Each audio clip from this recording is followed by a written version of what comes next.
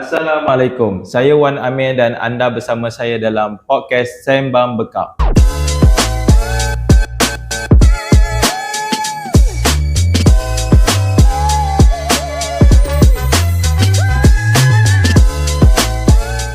Pada episod kali ini, saya bawakan salah seorang tim RB bersama-sama dengan saya untuk kita ulas isu pada hari ini.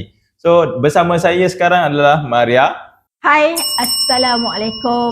Saya kenalkan diri. Seperti yang Amir cakap tadi, nama saya Maria dari HQ Raja Bekam Kelang.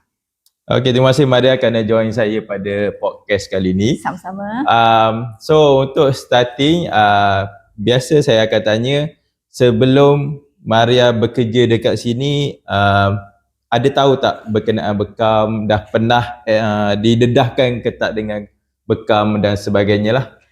Okey, kalau ikutkan sebelum datang bekerja di Raja Bekam Kelang ni, sebenarnya saya zero knowledge lah. Saya tak tahu apa-apa mengenai Bekam. Memang betul-betul zero punya. Memang zero punya. Masa apply kerja tu pun macam Bekam. Pernah lah dengar, actually pernah dengar, tapi tak tahu gambaran yang sebenar ataupun jenis peralatan ke, tapi pernah tahu yang Bekam tu ada.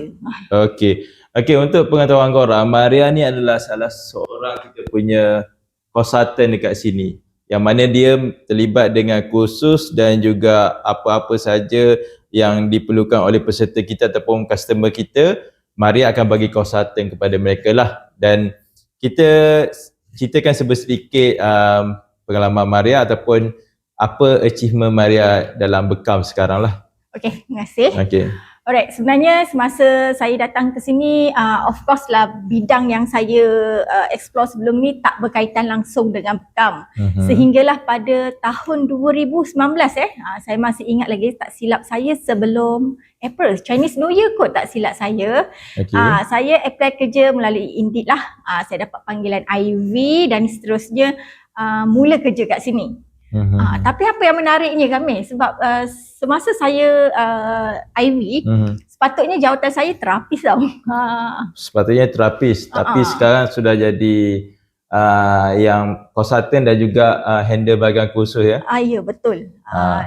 Okey, macam tadi saya tanya achievement Maria kan, so maksudnya selepas Maria bekerja kat sini, saya dapat tahu yang Maria sekarang dah further study lah, maksudnya sambung belajar dalam bahagian Bekam juga. Betul ke?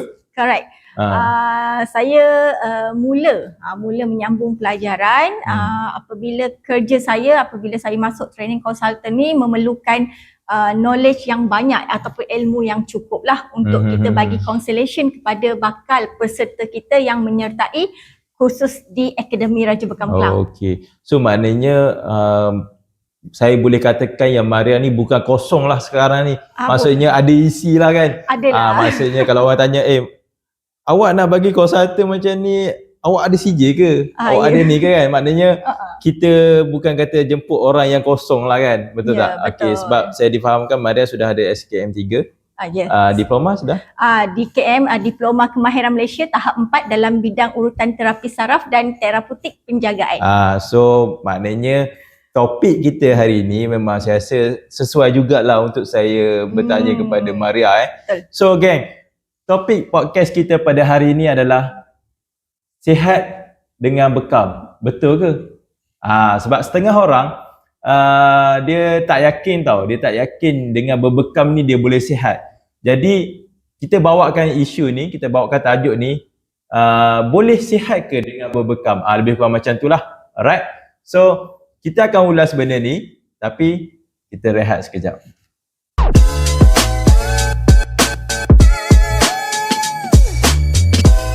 Boleh sihat ke dengan berbekam? So itu adalah topik kita pada hari ini. Jadi saya nak bertanya kepada Maria lah berkenaan kita punya topik tu.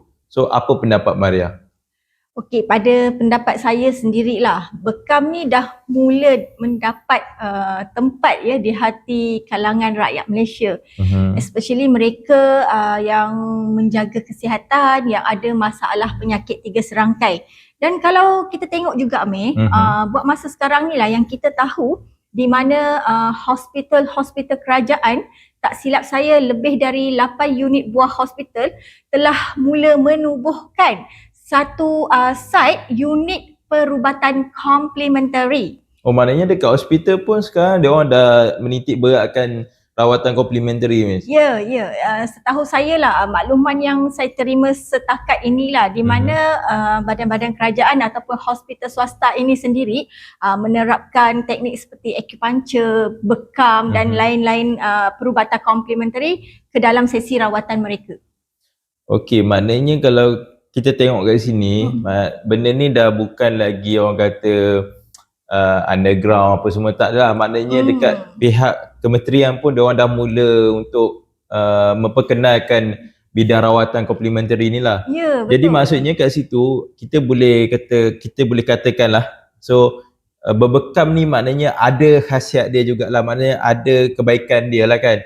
So hidup kita, orang kata dengan topik kita tadi, boleh sihat ke dengan berbekam ni, maknanya dah diperkuatkan lagi lah dengan adanya unit-unit dekat hospital tu lah. Ya, betul.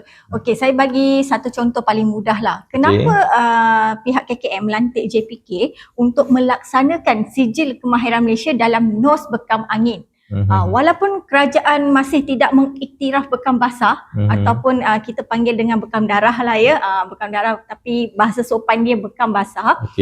Tetapi dalam rancangan sekarang ni di mana badan-badan yang berkaitan sedang menjalankan penyelidikan secara menyeluruh tentang bekam basah ataupun bekam darah ni. Okey. So macam tadi Maria ada sentuh pasal 3 serangkai. So maksudnya kat situ 3 serangkai ni, kalau saya salah betulkan saya, kecil manis, buah pinggang, jantung. Okay. 3 serangkai ni kencing manis, darah tinggi dan berkaitan darah tinggi dengan jantung lah. So maksudnya 3 serangkai ni orang kata boleh bukan nak kata rawat 100% tak jugalah kan, tapi kita boleh gunakan kaedah bekam ni untuk kurangkan. Okey.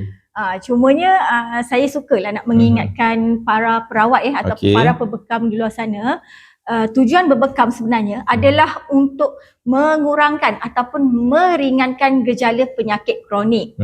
Kalau nak kata kesembuhan 100% tu, tak bolehlah kita mengharapkan pada rawatan bekam sahaja, kerana gaya pemakanan kita, cara kita setiap hari kita makan apa, cara kita exercise, dengan diserapkan dengan semua-semua tu, barulah boleh orang kata selari dan mampu menurunkan gejala risiko penyakit. Maknanya bekam ni salah satu cara saja untuk untuk mengekalkan hidup yang sihat ataupun mengurangkan komplikasi penyakit-penyakit yang besar lah bagi saya. Maksudnya penyakit-penyakit yang kronik lah, sebab setahu saya pun kalau mereka yang ada penyakit kronik pun lagi better berbekam kerap lah kan, betul tak? Ya, betul. Okey.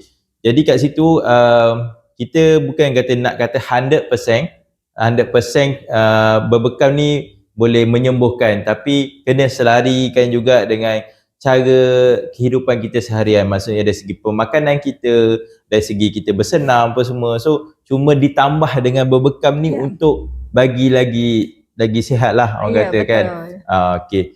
So untuk soalan seterusnya kita akan kembali selepas ni.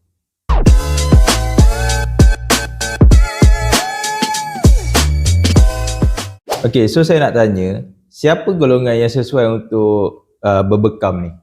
Okey, golongan orang-orang yang sesuai untuk berbekam adalah di kalangan mereka yang mempunyai penyakit 3 serangkai. Of course lah, untuk mereka yang menjaga kesihatan, orang-orang sukan, yang bersukan lah, maksudnya orang-orang sport, orang yang bekerja berat dan mengalami sistem imun yang rendah. Okey, untuk soalan terakhir pada podcast kita hari ini, apa pesanan Maria kepada mereka yang kat luar sana yang nak jadikan bekam ni sebagai salah satu kerjaya diorang? Okey, pesanan ikhlas saya, kalau boleh sebelum menyertai ataupun menceburi bidang bekam ini, pastikan tuan-puan membuat sedikit research lah ataupun mencari tahu apa itu bekam dan mematuhi segala SOP yang telah ditetapkan oleh Kementerian Kesihatan Malaysia. Okey, jaga hygiene dan banyakkan study lah, baca buku-buku. Sebab sekarang ni kita tengok banyak dah buku-buku yang dikeluarkan untuk membantu para pengamal dekat luar sana mendapatkan apa orang kata lebih ilmu. Okey, terima kasih. So untuk podcast pada hari ini saya boleh concludekan, rumuskan yang kita boleh sihat dengan berbekam, tetapi jangan harapkan bekam semata-mata. Maknanya kita berbekam dan kita susuli juga dengan cara pemakanan kita, cara kehidupan seharian kita dari segi bersenam semua. Jadi jangan harapkan dengan berbekam satu kali kita terus sembuh ataupun kita terus jadi sihat. Tak.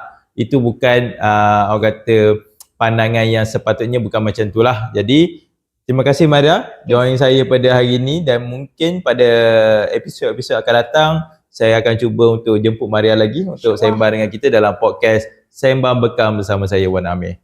Okay, terima kasih. Terima kasih. Assalamualaikum. Hari ni apa dah ayat aku?